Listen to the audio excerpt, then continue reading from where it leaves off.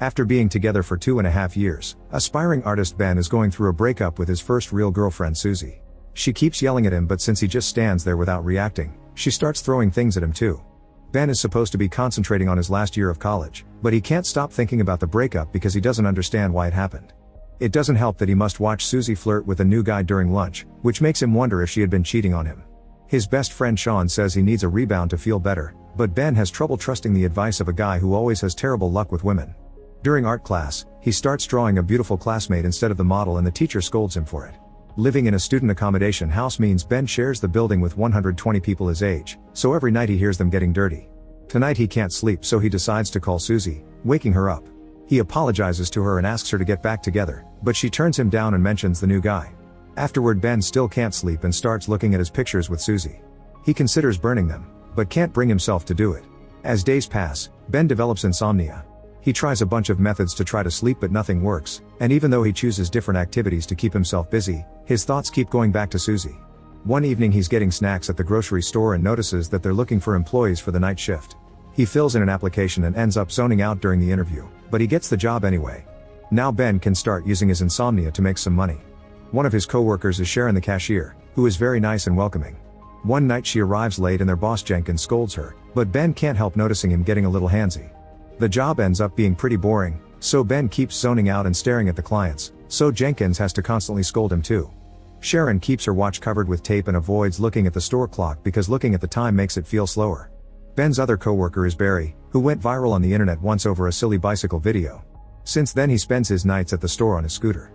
Barry and Matt are in charge of the meat section and spend their time making inappropriate jokes with the products. They also play pranks like putting naughty-looking shampoo bottles in women's baskets to see if they buy them to use as dirty toys. One night when Jenkins isn't around, Matt and Barry try to start a scooter race, only to crash against a lady's shopping cart. 2 weeks pass and Ben is stuck in the store's boring routine. Desperate to find a way to make his 8-hour shifts feel shorter, he starts imagining that he can freeze time as if pausing it with a remote. He pictures himself walking among all the clients without being judged or stared at, but he can stare at the women he finds hot all he wants. While doing all this daydreaming, Ben also thinks about his past and how he became interested in capturing beauty with his art. When he was a child, his parents took in a foreign student who liked to walk around the house with no clothes on. Seeing her bare form woke something up in him, and back then he wished he could stop time to stare at her forever. Now he keeps imagining how useful it would be to be able to stop time. He could undress the store clients and draw them to his heart's content, admiring their beauty without reservations or judgment. He could fill a whole sketchbook just with random women doing their shopping, and he would make sure to fix their clothes afterward. Ben would also use the chance to play pranks, like putting Jenkins under falling objects. During the day, Sean visits Ben and gets him to talk about Susie, but Ben is tired because he's sharing the same feelings over and over, yet it doesn't help with his heartbreak. Ben and Sean grew up together, and when they were just kids, Sean showed Ben the dirty magazines he found under his parents' bed. This taught Ben a more artistic way of looking at the body and how certain parts looked up close. The boys got wood in their pants from looking at the magazines, so when Sean's mother caught them red-handed, she had thought they were into each other. Sean is a big fan of one-night stands, which he calls having a Natalie. The name comes from a teenage neighbor he knew as a kid, who would take money from guys in exchange for showing them her privates. At the store, Ben is victim of Barry and Matt's dumb pranks. The new employee Brian claims he knows martial arts and cleans by using special poses. When the guys mock him for it, Brian just slaps Matt. Ben is slowly developing a crush on Sharon and even shares his food with her while wishing he could freeze the moment forever. One night Ben is devastated to hear Matt ask Sharon out and she accepted. Matt starts making dirty noises about his plans for the date, so Ben has to walk away while remembering all the crushes he's had. His first one was a professional runner who he watched at Olympic events. He was attracted to her because she ran barefoot. His second crush was his biology teacher because Ben liked the very tight sweaters and pretty skirts she wore. The biggest crush of all had been a classmate named Tanya. One day she broke her arm and came to class with a cast, so Ben enjoyed watching her struggle with it or find ways to take care of her itch. When Tanya asked him to sign the cast, Ben only drew an X. After the cast came off, her arm was covered in hair and the other boys mocked her for it. Ben comforted her and told her she was still beautiful, so she agreed to be his girlfriend. When Tanya asked him for their first kiss, Ben panicked and told her to meet him the next day. He was hoping that coming to school on a Saturday without anyone around would make the moment more romantic. However, Tanya didn't show up for the kiss and didn't come to class ever again because the family moved out of the country. In the present, Ben and Sean are playing chess and Sean can tell Ben is still not well because he's losing. Ben shares the situation with Sharon and Sean advises him not to lose hope since only one date doesn't mean anything, but Ben knows Sean gets handsy on the first date, so his advice means nothing. The next day when the night shift begins, Matt tells the group all the details about his date with Sharon, including a description of her bare body.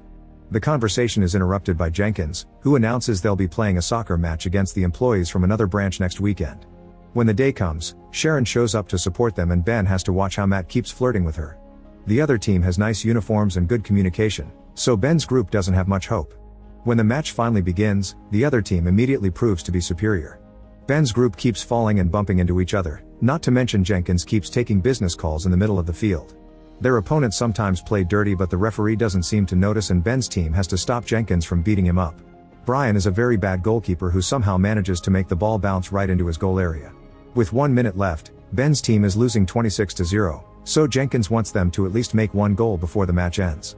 According to plan, Ben passes the ball to Jenkins and he kicks it at the goal area, only for the ball to bounce on the metal bar. Matt immediately kicks it and accidentally hits Jenkins' face.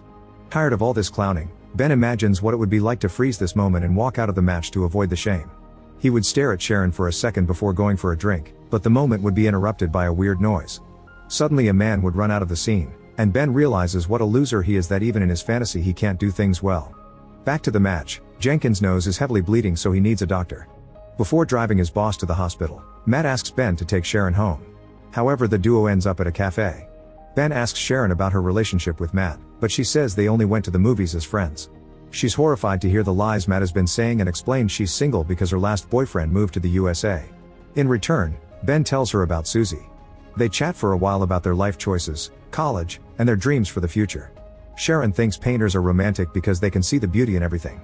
Later, when Ben takes Sharon home, they both feel rather awkward, so their attempt at kissing fails and it ends up being a kiss on the cheek. The following night, Jenkins comes to work with a cervical collar and bandages on his face. He claims he doesn't feel any pain and announces he'll be having a birthday party. Sharon asks Ben to be her date for the party and he agrees. In private, Jenkins tells the boys he wants a dirty dancer for his party and asks Ben to hire one. The next afternoon, Ben asks Sean for help and he agrees as long as he gets to attend the party too. The duo goes to a bar and has a beer while watching the dancer, who is a bit lame. While Sean negotiates with her, Ben can't help imagining Sharon as an exotic dancer too. No matter how many days or weeks pass, Ben still can't sleep even though he doesn't think about Susie much anymore. During his night shifts, he keeps imagining he has time-stopping powers, but now instead of looking at random women, he stares at Sharon and fantasizes about having all the time in the world to make hundreds of paintings of her.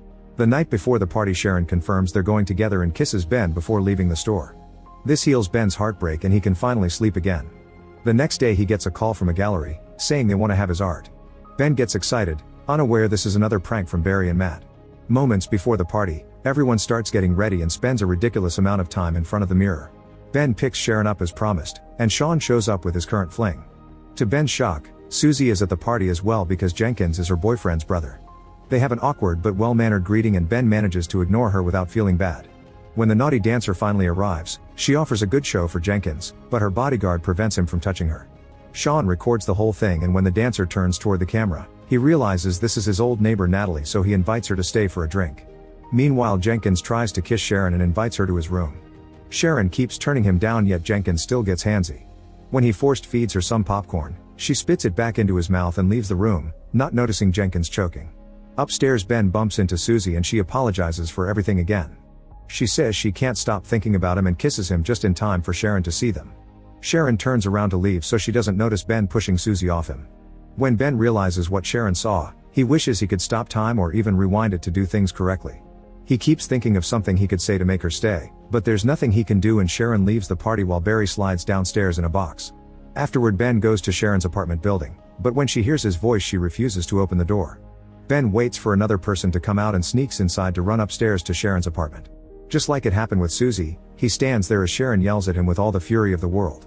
Once again, Ben leaves with a broken heart and nothing to do. The following night, Barry comes to work with a collar because he got hurt during his stunt and Sharon is nowhere to be seen. When Ben goes home, he discovers he has insomnia again. The next Wednesday, Ben goes to the gallery and discovers it all had been a prank.